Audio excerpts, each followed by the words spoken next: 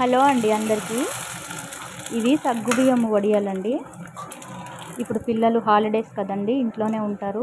పిల్లలైతే చాలా ఇష్టంగా తింటారు. ఈ పప్పుచారులోకి చాలా బాగుంటాయి, చారులోకి కానీ. పిల్లలు స్కూల్ ఉన్నప్పుడు ఎలాగో మనం వాళ్ళకి నచ్చినవి చేసి పెట్టలేము, వాళ్ళు ఇప్పుడు ఇంట్లో ఉంటారు కదండి. చేసి పెడితే తింటారని చెప్పేసి చేశాను. ఎండలు కూడా బాగా వస్తున్నాయి కదా, చూసారు కదా, క్రిస్పీగా కరకరలాడుతూ బాగున్నాయి. నేను ముందు రోజు నైటు ఒక గ్లాసుడు సగ్గుబియ్యం అనేది నానబెట్టుకున్నానండి. నానబెట్టి పక్కన పెట్టుకున్న. పొద్దున్నేసరికి చూసారా ఇలా మెత్తగా నానిపోయి ఉంటాయి. ఇలా నానబెట్టుకున్న సగ్గుబియ్యాన్ని మనం మిక్సీ జార్లో వేసుకొని మిక్సీ పట్టించుకోవాలండి. ఇగో ఈ విధంగా మెత్తగా పల్చగా పేస్ట్ లాగా.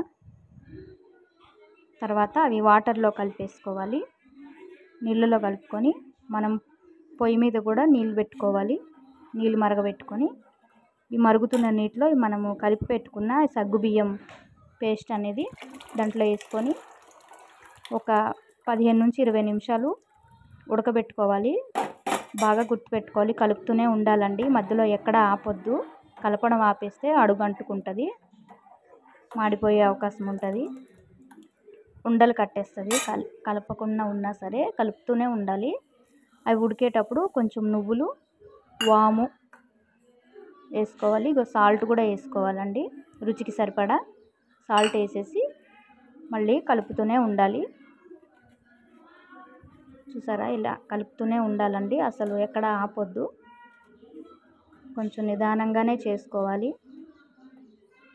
చాలా బాగుంటాయి, సంవత్సరం రోజులు నిల్వ ఉంటాయండి ఇవి. డబ్బాలో స్టోర్ చేసుకుంటే మంచిగా ఎండలో పెట్టేసుకొని ఈ విధంగా అంతా ఉడికిపోయిన తర్వాత కొంచెం వంట సోడా మనకి కావాలనుకుంటే వేసుకోవచ్చు. నేనైతే కొంచెం వేసాను వంట సోడా. అది వేసినాక కలుపుకుంటే, వంట సోడా వేస్తే ఏంటనేది వడియాలు బాగా వేపేటప్పుడు పొంగుతాయండి, అందుకని కొంచెం వేసుకోవాలి.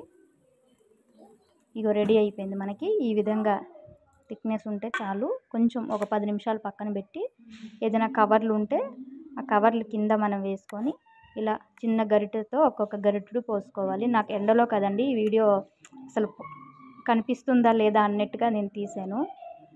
చూసారా ఎండిపోయిన తర్వాత ఈ విధంగా ఉంటాయి.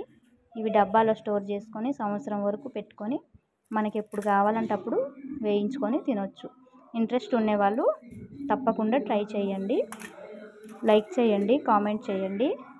థ్యాంక్ యూ సో మచ్ అండి, ఇంతమంది సబ్స్క్రైబర్స్ అయినందుకు. 6000 మంది అంటే థ్యాంక్ యూ.